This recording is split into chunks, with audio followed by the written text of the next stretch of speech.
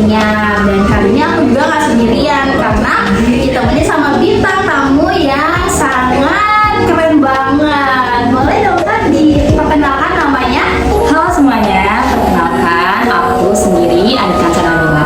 Saat ini aku adalah mahasiswa yang sedang mengambil studi di bidang pendidikan. Nah, juga cukup sering nih mempelajari tentang penggunaan teknologi dalam pembelajaran. Pada episode kali ini cocok banget nih bintang tamunya dengan topik yang akan kita bahas. Boleh dong cerita sedikit kenapa kamu tertarik atau cukup paham tentang blended learning ini? Sedikit cerita ya, karena selama aku kuliah kebetulan juga sering menggunakan metode pembelajaran seperti blended learning ini. Jadi aku tertarik banget buat mempelajari konsepnya tuh lebih dalam gitu, seperti bagaimana sih penerapannya itu dalam konteks pembelajaran gitu. Jadi ternyata Kak Hansa nih sangat tertarik dengan topik blended learning ini.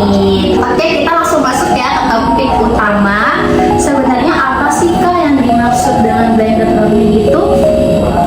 Sebenarnya kalau dijelasin secara sederhana ya, blended learning sendiri itu adalah metode pembelajaran yang mengintegrasikan antara pembelajaran face to face sama pembelajaran online. Jadi kayak pembelajaran secara tatap muka dan secara daring gitu. Jadi benar-benar kayak ada proses di mana mereka masuk ke kelas tatap muka dan juga ada proses mereka online secara di rumah gitu. Berarti sudah mengikuti atau menyesuaikan dengan perkembangan zaman ini ya Kak, yang apa-apa kita serba teknologi. Iya benar banget, soalnya sekarang kan hampir semua aspek tuh udah pakai teknologi. Jadi pembelajaran tuh juga ikut menyelesaikan biar nggak ketinggalan.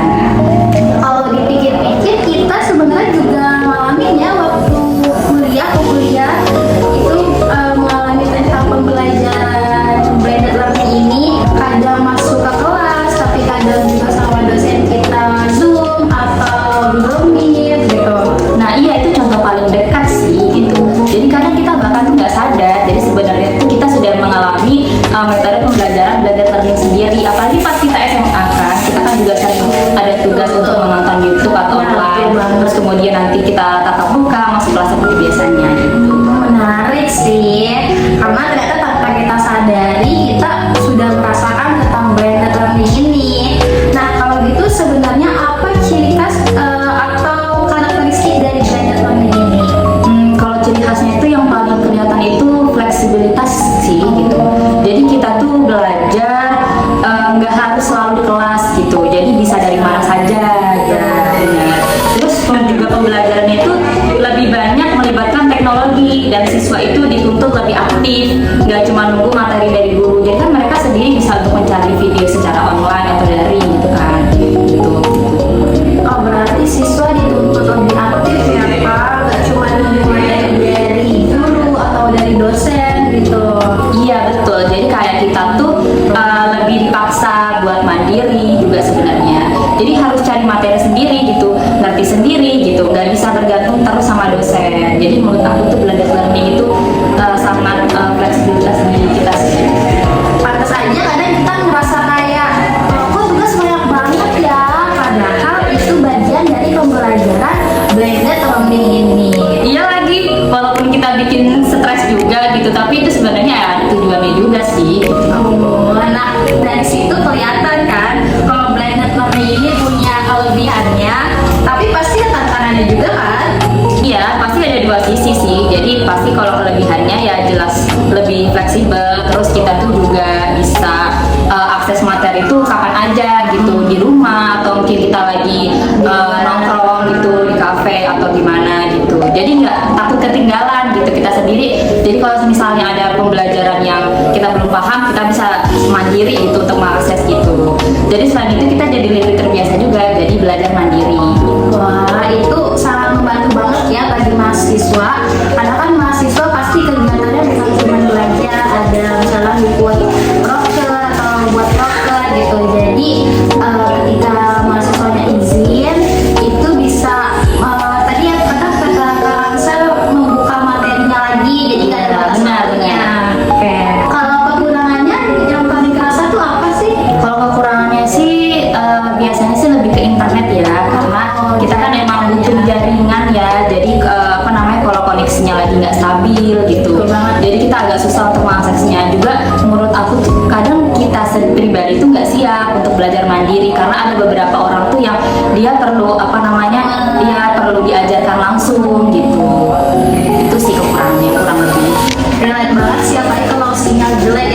lagi hujan kan. Iya gitu, Kayak itu aku, stres banget ya. iya, Kita pas saya hujan. udah semangatnya belajar, ternyata internetnya nggak biasa aja. Betul banget sih. Nah, setelah kita tahu konsep, terus ciri, kelebihan dan kekurangan dari blended learning ini, aku jadi penasaran. Sebenarnya implementasi blended learning di kelas itu kayak gimana sih, Kak? Jadi biasanya itu kayak kombinasi sih. Jadi kadang dosen tuh jelasin materi terlebih dahulu, terus habis itu kita kayak dipaparkan video, kemudian kita harus menonton gitu. Tapi kadang juga kebalik gitu. Kita tiba-tiba kayak disuruh nonton dulu sebelum masuk kelasnya atau sebelum pembelajarannya dimulai, baru nanti kalau misalnya ada beberapa bagian yang kita nggak paham atau mungkin beliau mau menjelaskan ulang gitu juga ada gitu. Jadi ketika masuk kelas tuh kita nggak kosong banget gitu ya, Kak. Jadi udah tahu nih di pertemuan ini mau belajar apa. Iya benar. Aku jadi kebayang sih ternyata blended learning itu nggak cuma teori ya, tapi emang banyak diterapkan di kelas gitu. Iya bener banget gitu. Bahkan sekarang tuh bisa dibilang ini tuh adalah pembelajaran modern gitu, karena udah banyak yang menggunakan metode seperti ini gitu. Jadi kayak udah lumrah lah, kita udah biasa. Betul, menarik banget nih guys pembahasannya, dari mulai pengertian, karakteristik, sampai diimplementasi di kelasnya itu. Nah, sebelum kita akhiri ya Kak Kansa, aku mau minta closing statement dari kamu. Menurut kamu seberapa penting blended learning ini untuk pendidikan di kedepannya atau di masa yang akan datang? Jadi kalau menurut aku tuh blended learning itu sangat fleksibel sih, karena mengikuti zaman sekarang itu jadi bisa jadi solusi pembelajaran yang lebih fleksibel gitu dan menyesuaikan sama perkembangan zaman. Jadi apalagi sekarang itu kan teknologi itu udah nggak bisa dipisahkan dari kehidupan kita gitu. Jadi pembelajaran juga harus bisa menyesuaikan. Setuju banget ya, apalagi untuk Kak Kansa yang statusnya sebagai mahasiswa. Iya, benar. Pasti metode ini tuh membuat Kak Kansa menjadi lebih mandiri lagi kan. Ya, jadi kayak walaupun ada tantangannya ya gitu. Jadi walaupun kalau kita mau nih berusaha dijalankan lebih baik, jadi bakal bisa lebih efektif sih. Oke, terima kasih untuk Kak Kansa sudah meluangkan waktunya untuk mengobrol santai dengan kita tentang blended learning ini. Sama-sama, seneng banget bisa diajak jadi bintang tamu dan berdiskusi di sini. Terima kasih juga buat kalian yang sudah menonton podcast kali ini, dan